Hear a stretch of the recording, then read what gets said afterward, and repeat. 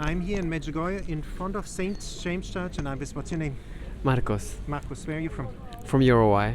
But I live in France, but I am from Uruguay. Unbelievable. International man of mystery here. Well, I don't know. And tell me, how did you hear about Medjugorje, and what did you think when you heard about it? Well, this is it goes back a little bit. So I don't know, perhaps 15 years ago. I don't know. It was just a group of prayers. They got together to pray the Rosary together. And this is the first time, and also there are two friends, or at least one person that I know that he got his vocation here to the priesthood, and I got to know him. So these were the first times I heard about Medjugorje. And what did you think when you heard about it? Well, when I heard about it the first time, I was a little bit like, what is this, you know? I think it's a little bit normal when, especially when we hear that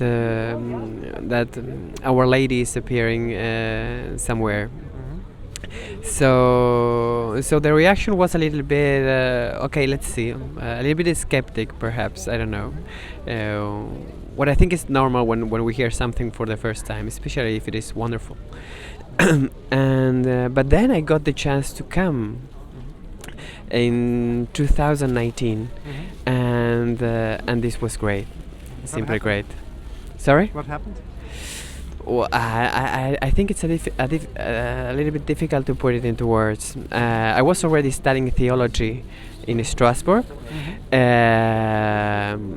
so this was.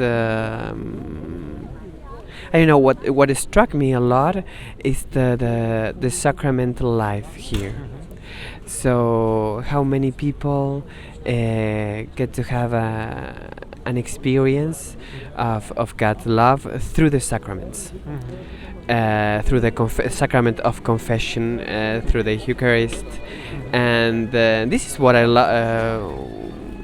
This is the great miracle, if I had to put it some way, you know, because sometimes we get to I don't know, we go somewhere because we are in search of something fantastic, but the thing is that God gives Himself to us in such a fantastic way every day. Through the sacraments, it's certainly in a way that we cannot, I don't know, grasp it, but it's nevertheless wonderful and appropriate to what we are, you know, at the same time, body, flesh, and spirit. You talk now about the Eucharist? But also us, you know, God gives Himself in a way that is appropriate to what we are. In the same time, at the same time, sensible and spirit. So it's and this is what is fantastic, you know. Of course, that then I don't know. Mary, it still has a word to say to us, you know, and this is also marvelous. But she comes just to remember us what are the fundamentals of our Christian life. And what are they? Sorry? What are they? Well, I think what she remembers us is through these messages, like prayer, you know, fast, and the sacraments. But especially these two things that I think that to remember about which is our horizon, you know, which is the goal of the human life in the end. Eternity. Yes, eternity, exactly. And how do we get there? Well, we have been created, our nature is being created to receive grace. This is something incredible. That is the divine life.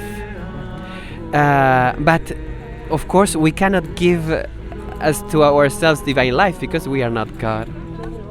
Only God can give divine life. And where did He decide to give it? Well, through the sacraments. Ordinarily through the sacraments. So what is the beauty, for example, about the sacrament of confession? What would you tell people who are scared to go? Well, I think that sometimes we are scared of what we don't know, and this is really normal. But I think that the wonderful thing about confession is that we can truly make an experience of mercy, a sensible experience of mercy. I mean, if I had to say this to some Protestant friends or something, you know,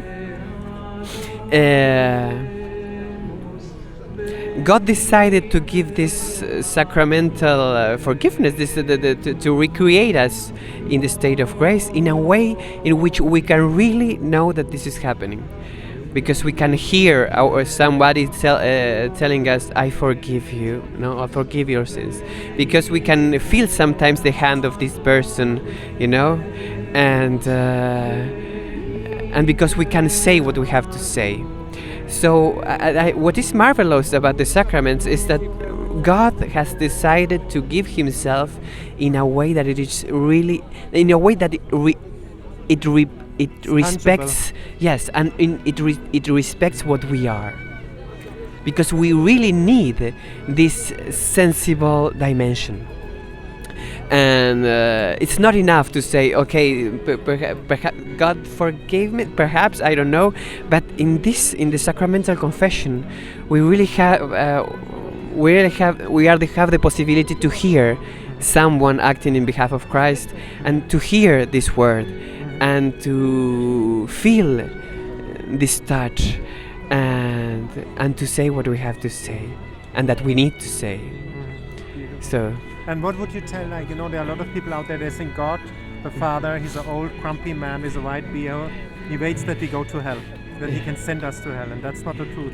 Can you explain God the Father? Well, I think that sometimes different things that we have to take into consideration to answer this question. Mm-hmm. First of all, is that sometimes we represent God in the way that we are. Mm-hmm. So we have. Yes, I mean, we have an image of God that is actually made with all our selfishness and all of our cruelty and all. But it is true, on the other hand, that our God, that freedom is a true gift, and that freedom, because it is a gift and because it's true. Naturally it has consequences. So the importance of the Christian life is also to remember that salvation is a gift, and because it is a gift, it does not impose itself. So we can really reject a gift. No, this is one of the basic things of a gift being a gift, that we can say no to it. Mm-hmm. And so I think that one of the things that we have to take into consideration is that it is on this side to say yes or no to this gift. So it's not God that closes the door to us. It's actually we that we close the door to Him, and this is the drama of life a little bit. Do we open this door to God's grace, or do we close it? You know, but it's up to us. Beautiful. And what would you tell? What is so special about Medjugorje? Why should they come maybe one time here? What did you like? I think they should come. Well, I think they should come to search God, which He gives Himself anywhere. I mean, they can also find God in the sacraments in their parish just next day, but to learn how to search God with Mary. Beautiful. You know, because really she can. I don't know. She's a really good teacher. The School of Our Lady, as it's called here. Yes, she's a really good teacher, and she's a really good mother. So, and it's beautiful to have this mother. We get closer to Jesus through Mary. Beautiful. You pray the Rosary? Yes, not every day, but I should do it every day. What do you gain from it? Well, there are many things other than the promises that are attached to the Rosary, but the most beautiful thing that it really gets us closer to God, to who He is, to what He did for us. Through these mysteries, when we meditate them, the Rosary is a school of prayer, but it's also a school of who God is. And it's contemplating the life of Jesus through the eyes of Mary. This is one of the most beautiful things, through the eyes of Mary and with Mary, and with Thank her. you so much for this beautiful interview. Oh, thank you.